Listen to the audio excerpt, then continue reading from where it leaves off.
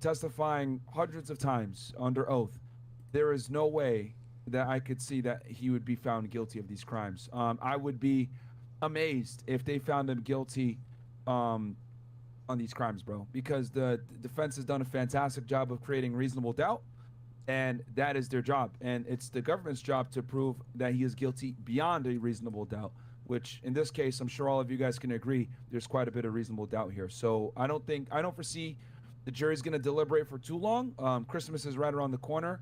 You know, they want to get to their kids. They're probably pretty tired and annoyed at this point. Anytime you have a high-profile case like this, they put you on super lockdown. You know, you're not supposed to look at your phone. You're not supposed to look at anything on the case.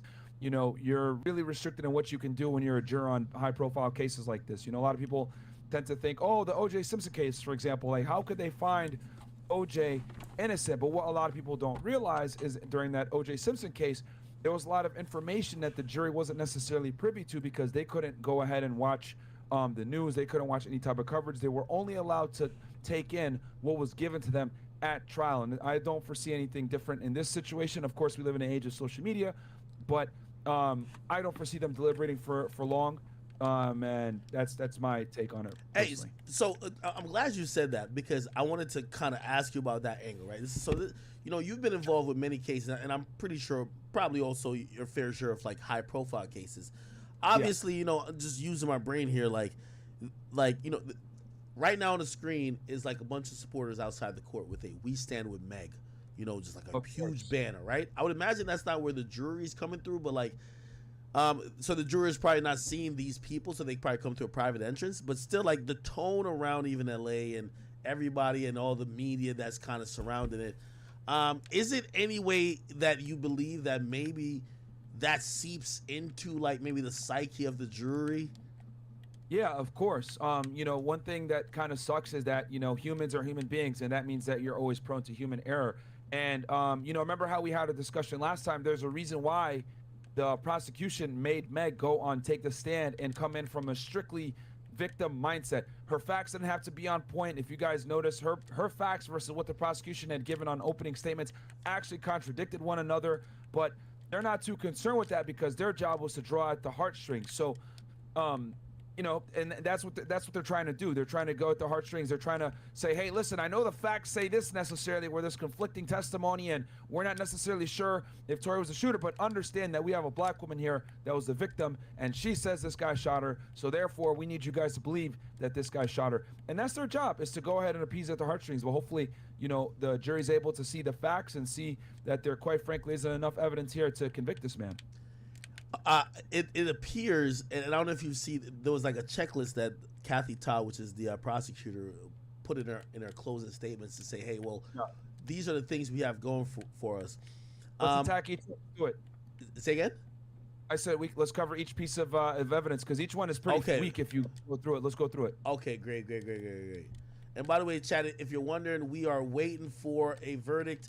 I think there's about probably an hour, probably less than an hour, that, you know, until the judge is going to dismiss them for the day, and they got to decide if they're coming back tomorrow or Tuesday. So we're in the waiting game. Nancy Dillon actually put this out. I'm going to put it on the screen. Give me 1 second. Well, actually, maybe okay, here we go. Let me make this a little bit smaller. And keep in mind, this is the prosecutor that kind of came up with this thing to try to simplify it.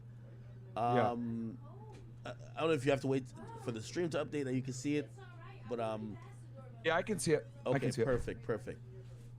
I screenshotted it, so I got it. Okay, so I went down this and I gave my opinion. I want to hear your opinion. Yeah, so we could start with the jail call first. So as you guys know, with jail calls, right? Anytime you're arrested, every call that you make is recorded, and the government does use that against you every time. I mean, I've convicted quite a bit of people and gotten quite a bit of evidence from jail calls on my cases. So the jail call, at best, man, I mean, it's him apologizing profusely. You know, it's like, oh, I'm sorry. But one thing that the prosecution doesn't really want to say is that Tory never overtly said, I apologize for shooting you. He just apologized. And now that we have the facts of the case, that there was a big argument and a fight that, to be honest, started with him, between him hitting on Kylie, between him exposing that Meg is a whore, between him, airing around in front of Kelsey. Like that started the fight, which broke up the friendship. Because so there's plausible deniability that he didn't necessarily apologize for shooting. Rather, he was apologizing for breaking up a friendship between two friends. So that's number one with the jail call, right? Then you got the apology text, which pretty much works in tandem together, where he was apologizing, but again, we don't know the context under which he was apologizing. So it can be construed again that he was apologizing because he broke up a friendship between these two girls. And then you got the help text. Well, we know that the bodyguard, to my knowledge, unless something changed, didn't testify, correct? Yep. So the only witness that received the text couldn't even testify to give the context under which the text was given. Also, you got to remember, Kelsey took the fifth. We don't know if she was a shooter as well. So it's totally possible that she sent that help text to cover her own ass, knowing that she shot off a gunshot as well. Hey, hold on. I don't mean to cut you off, but I also and I know I really, I went through this already, so I want you to give just what you think. But you're gonna notice on this list when it gets to Kelsey in like the little columns or the rows or whatever, they're only alluding to what Kelsey said, not on the stand under oath. Of course, because they didn't expect her to do what she did. That's why. Like they were expecting her to go in there. Like this is what the government was gonna do. They were gonna have the text messages. They were going to have the phone call, and even though Tory didn't admit to shooting, they were hoping that Kelsey was going to get on the stand and say, yeah, he shot her. So therefore, you would be able to go ahead and use the circumstantial evidence, right, to paint a picture and say, okay, he shot her, right, with everything working together. This is how the YNW Melly case has been built together. You don't necessarily have the smoking gun, but you have a bunch of circumstantial pieces of evidence when put together make the case. The problem here is that the prosecution was extremely reliant upon her testimony to come in and go ahead and weave everything together to create a picture. Hey, he went ahead and shot Meg, and we got the witness, an eyewitness that was there to say it. But when she took the fifth, she fucked them up, which is why the prosecutor didn't know how to react. They were kind of thrown for a loop there. Yeah, hold on. And by the way, real quick, I believe we have damn near 40,000 people here. We are waiting the verdict. If there's going to be a verdict today, and I'm here on with Myron Gaines.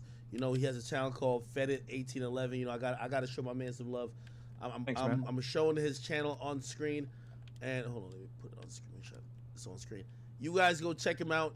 And I'll ask you this while we talk about your channel, because you do some really interesting stuff over there. Will you eventually we're gonna get the fucking transcripts, right? Obviously right now we're going off a lot of what people have seen and heard in court, but the transcripts are going to be what's said verbatim, just factual, right?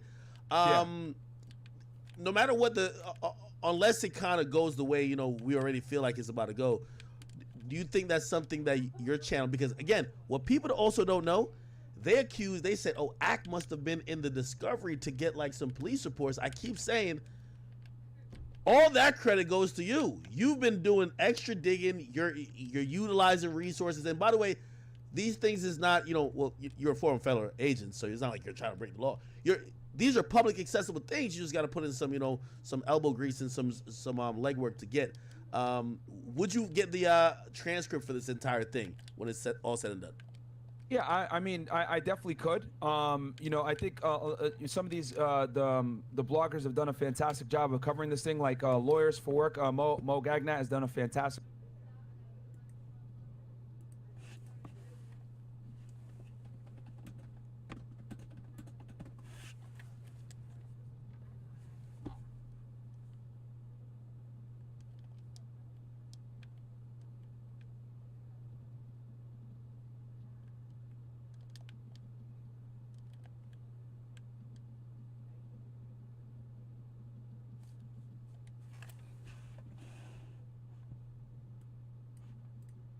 Job I agree. Of summarizing it, so shout out to him as well. Got to give credit where it's due. But yeah, I could definitely go through the transcript as well if people want. I think Sean Kelly's testimony is very interesting. The guy that was the one eyewitness that saw everything. But yeah, man, I mean, Meg is going to go ahead and try to posture and say she's going to sue bloggers and sue people that are covering the case, blah, blah, blah. But at the end of the day, you know, it's the First Amendment. You know, all these documents are public, even though it was a pain in the ass to get that police report. I wouldn't be surprised if someone in the background was telling them, oh, don't release this thing, even though it's a public document. So, yeah, man, it is what it is. The truth always comes to light. Hey, okay, so we're back to this, and again, I need your scoring, right? So, Yeah. I forgot where you left off, but jail call. Are you? Kelsey help text is where I left off. Okay. So jail call and apology text. Are you scoring that as a indictment or not indictment, but something that makes Tory looked guilty? Because I think that's what the X means. Yeah. So here's the thing: the jail call, the text, and the help text definitely make him guilty. However, even though they do make him guilty, the cherry on the top, which is needed to actually prove it almost conclusively, would have been the testimony from Kelsey, which did not come through. So as far as I'm concerned, now the help text, the apology text, and the jail call text all have an air of doubt to them now. Okay, so you're seeing reasonable doubt in the jail call, the apology text, and now we're at the Kelsey's help text. Okay, so I'm gonna play devil's advocate. Well, I'm the prosecutor. I'm like, well, you're most, because you're scared, you're just going through a traumatic moment, you're probably the most honest when you send that help text. That's probably the most true you are to your current mind state, and that actually means, we should believe that, and that shouldn't be questioned at all. Okay, that's a fantastic argument. My counter to that would be you had 3 people that were extremely intoxicated that can barely recall any of the events and don't necessarily really know what the hell happened or what they saw or what occurred. Okay. That's what my rebuttal would be to that, is that, well, they were all intoxicated. I think Kelsey's, she testified that she never knew Meg got shot until she was told. And when she texted the help, Tory shot Meg, she was assuming. Again, yeah, prosecutor's not going to make any mention of that, but that's what she testified. Yeah, and not only that, but like the stories conflict. Like in one story, it was Kelsey came up after Meg was shot, and another one, and then she got in the middle when Tory tried to attack her, and then another one was Tory and Kelsey came together. So there's no real clear and concise story of what ended up occurring right after the shots were fired and how they ended up approaching each other. And now we can see the reason why that area was so foggy is because Kelsey didn't want to admit that her and Meg were fist fighting, and of course Meg didn't want to admit that her and Kelsey were fist fighting. That's also very interesting. I think that's like a slight tangent, but I'm wondering why both have just never admitted them getting into it. It's odd. It takes the culpability away from Tory. So if you or think about it, what sounds better? Tory shot me, right, and my friend was there, or I was fist fighting my friend and Tory shot me. Well, why would Tory shoot you if you're fighting with your friend? True. You know what I mean? So it sounds cleaner to just say, no, we didn't fight at all. It was Tory, because this is what Hitler did. You know what I mean? He united Germany against the Jews and said they're the reason for our problems, etc. So to be able to unite people, right? You need a common enemy, and that common enemy in this situation was Tory. So they went ahead and said, oh, he's attacking black women, he shot me, he's an asshole, he's a misogynist, he all this other stuff. So they just went ahead and doubled down on that narrative to make him come off as the bad guy. Okay, so it looks like for the first 3, again, there's reasonable doubt, and that's really all we have to go on. By the way, the reason why we're discussing like this, I got to remind the audience, it is not incumbent on Tory to prove that he's innocent on every single thing that's brought up. It's to prove that there is doubt that he actually committed the offense that he's charged with. So if all of these things that's supposed to be for the defense or for the prosecutor, you could think of something or the defense argues something that is they'll be meritoriously claimed as reasonable doubt, you necessarily can't use it unless you're being biased. So it looks like jail call, apology text, the help text seems a little bit capped. Now, this is one thing they're gonna keep like hinting on. Well, We interviewed Yeah. Kelsey in September, and they're going to ignore the fact that she took the stand 4 days ago. Yep. What do you think Of the jury is going to think in these cases? And by the way, you know, I seen a few journalists. They were saying, well, it's not that rare that people have different testimonies in court versus what they may have said to a actually this wasn't to a detective or anything like. This was straight to the prosecutor. So the prosecutor interviewed her. It wasn't like the detectives. It was just straight to the prosecutor. Oh man, I got a lot to talk about on this one, bro. Go ahead. Okay. So, number one, prosecutors don't interview witnesses. That's the investigator's job to do that, okay? The prosecutor is never supposed to be a direct witness during the course of an investigation. That's number one, okay? So that was a huge mess up. And the reason for that is because the detective that they have right now, Stogner, is under investigation, has some Giglio and Brady issues, which we can go deeper into that if you need me to down the road. That's number one. You got to explain what that is. You might be using terminology because I don't even know what you just said. Okay. All right. So I'm gonna go. So I'll explain how the process works with witnesses, and then this will all make sense. Okay. All right. So I've went to trial myself, so I'm telling you guys from my training experience exactly how it goes. When you go to trial on a case, the prosecutor and the lead detective, or in the state level or on the federal level, the AUSA and the special agent that's running the case, they work together to prepare all the witnesses. As the lead investigator, you essentially become the prosecutor's bitch to get them everything they need to prepare for trial.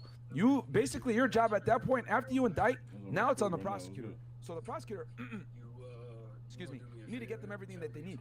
So the fact that they had a witness that wasn't prepared, right, and the witness was interviewed without an investigator there, is sloppy police work at best. I've never seen that before, where a prosecutor is running an investigation without some type of LAPD presence being there, someone that has a gun and a badge running the thing. Because at the end of the day, you got to write the reports. They're the ones that are responsible for collecting the evidence.